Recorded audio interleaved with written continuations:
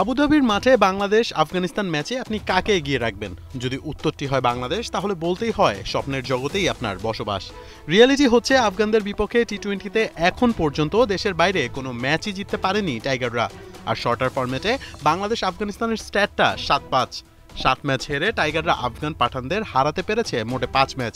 সবকটি জয়ই এসেছে নিজের ঘরে। অন্যদিকে দুবাই কিংবা আবুধাবিকে এক কথায় বলাই যায় আফগানদের হোম গ্রাউন্ড। এত কিছুর চাপে আদৌ কি আফগানদের হারিয়ে রান রেটটা বাড়িয়ে সুপার 4-এ যেতে পারবে লিটন অ্যান্ড কোং? আসুন আরও একবার হিসাব নিকাশ মেলানো যাক, কারণ অঙ্ক না বুঝলে জায়গা হবে না যে সুপার 4-এ।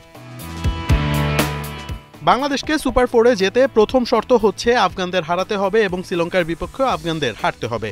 তবে আফগানিস্তানের মতো দলকে হারানো কি এতটাই সহজ? যেখানে আইপিএলে টাইগাররা দল পায় না, সেখানে আফগানরা থাকে হটকেক।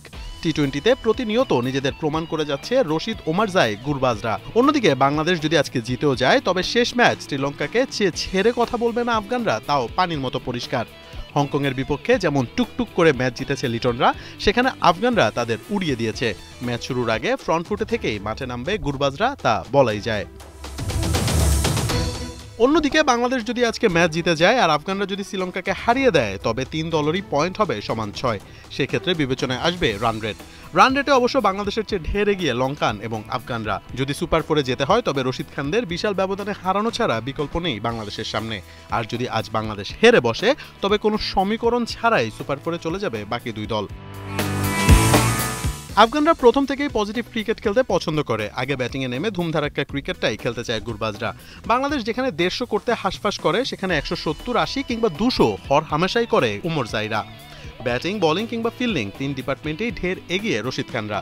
তবে বাংলাদেশের আছে একটা পজিটিভ দিক, আর সেটা হচ্ছে এক্সপিরিয়েন্স বা অভিজ্ঞতা। এশিয়া কাপে 3 বার ফাইনাল খেলা বাংলাদেশ আফগানদের হারাতে পারবে না, এমনটা হয় নাকি? যাক, পারা না পারার গল্পটা তোলা থাক রাতের জন্যই। মোহাম্মদ আদনান, 71।